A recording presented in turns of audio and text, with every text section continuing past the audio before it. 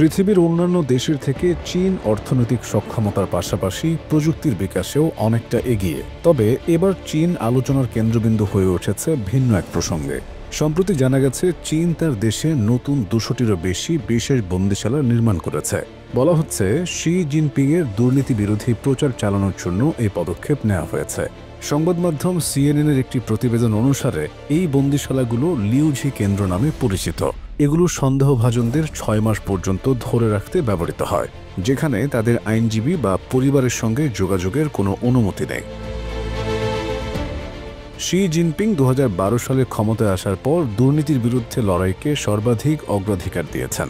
তৃতীয় দফার শাসনকালে এ প্রচারাভিযান আরও জোরদার হয়েছে।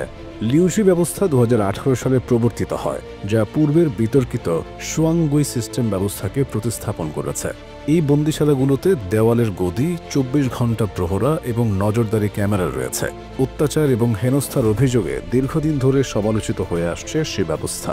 এখন অভিযোগ করা হচ্ছে লিউঝি সেন্টারের মাধ্যমে ওই সিস্টেমকেই আবার নতুন রূপে ফিরিয়েছেন শি জিনপিং।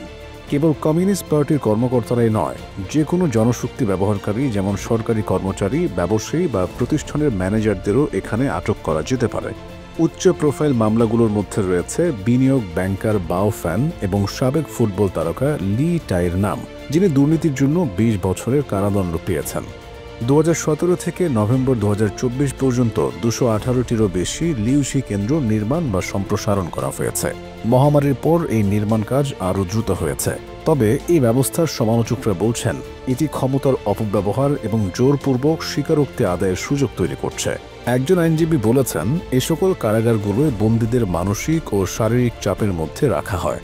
একজন প্রাক্তন কর্মকর্তার মেয়ে দাবি করেছেন তার বাবাকে ৬ মাস ধরে ঘুমাতে দেওয়া হয়নি এবং প্রতিদিন ১৮ ঘণ্টা সোজা বসে থাকতে বাধ্য করা হয়। চীন সরকার লিউঝি কেন্দ্রগুলো নির্মাণের জন্য নির্দিষ্ট নিয়ম চালু করেছে। তবে সমালোচকরা বলছেন এই ব্যবস্থায় ব্যবসায়ীদের বিরুদ্ধে মিথ্যা অভিযোগ এনে ঘুষ আদায় করা হচ্ছে।